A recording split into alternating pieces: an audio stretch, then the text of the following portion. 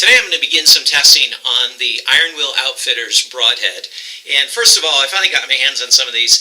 They come in this incredible handmade box. Each one individually comes in a box, and you open it up, you feel like you're ready to propose or something, and you got the broadhead. It just lies flat.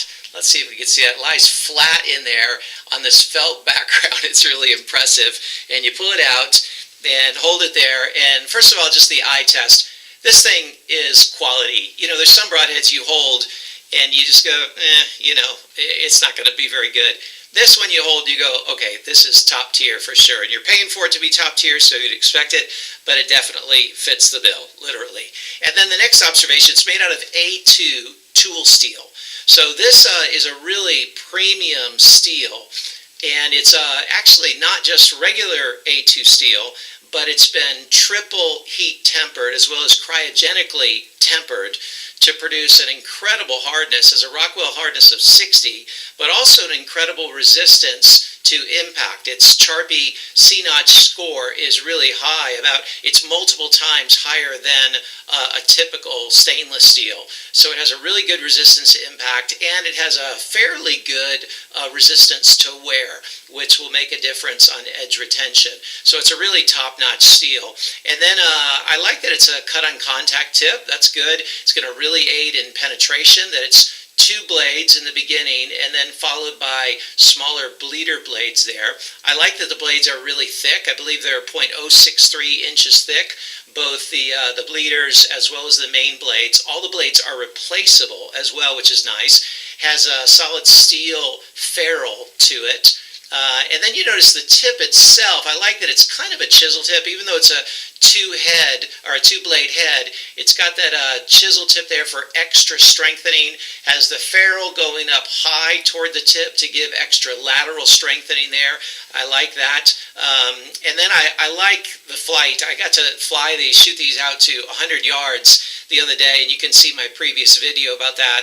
But this thing is extremely forgiving. I put it up there as high as the best heads I've ever shot in terms of forgiveness, if not the best head in terms of forgiveness. I mean, I could just pop balloons at 60, 80, and 100 yards fairly readily with it, and it groups extremely well. So then there's some things, though, that are not my favorite about it, and these are, I don't know, a little critical, but everything's a trade-off. It's not critical in its design, it's just my observations. First of all, with it being a two-blade tip, the benefit is that you're going to get great penetration, and with the A2 steel, you're going to get pretty solid as well, but you're not going to get the lateral support that you get with a chisel tip, a real chisel tip, or a three-blade tip where all three blades come together. It structurally cannot be as supportive. So that's kind of a trade-off. It's a plus as well as a minus. Plus on penetration, minus on durability and hard impact. And then this protruding ferrule,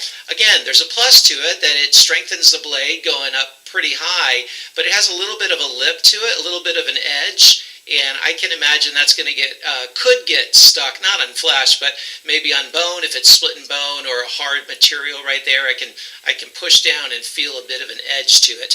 And then it's a component head. And again, this is a trade-off. So it's several pieces. You got the ferrule, and then the two blades, and then you got a set screw.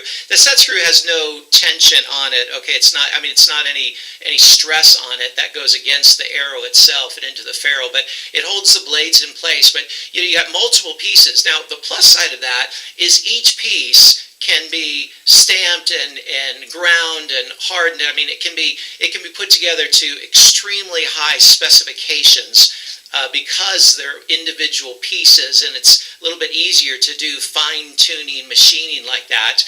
The negative is it's just not going to be, in theory, as strong as a one-piece, especially a CNC machined head. So it's kind of a trade-off. Those are the only knocks that I can think of. I think there's so many pluses to it. But what I'm going to do, in addition to the long-range flight test that I did the other day, I'm going to put it through some penetration testing and also through some durability hard impact testing. So for the penetration testing, I'm going to shoot it through a bunch of layers of cardboard, and I'll be comparing it just for a standard to kind of see how it does comparatively with the G5 Montec. That's the most popular head, 3-blade head there is on the market. I believe the most popular fixed blade head on the market, or best selling anyway.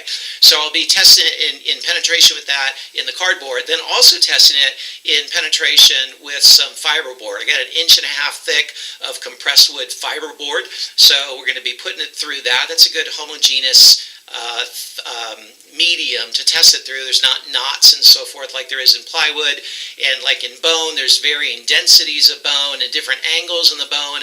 Those are, that's a real world test, but it's not a good way to compare broadheads. And so the fiberboard will be a pretty homogeneous test. And then I'm also going to test it through 16 gauge steel plate just to see how that matches up to some of the other heads I've tested. You can look at previous tests I've done of mechanical heads as well as fixed blade heads through the same 16 gauge steel plate and see how it measures up against those afterwards and see what damage it incurs. And then I'm going to shoot it smack into a cinder block if it's still going, just to see how the hard impact is on it. I wouldn't expect that to be great because of this the single edge like that, the 2-blade tip, but I think it'd be great in terms of penetration. But let's see, the penetration, edge retention, and overall durability.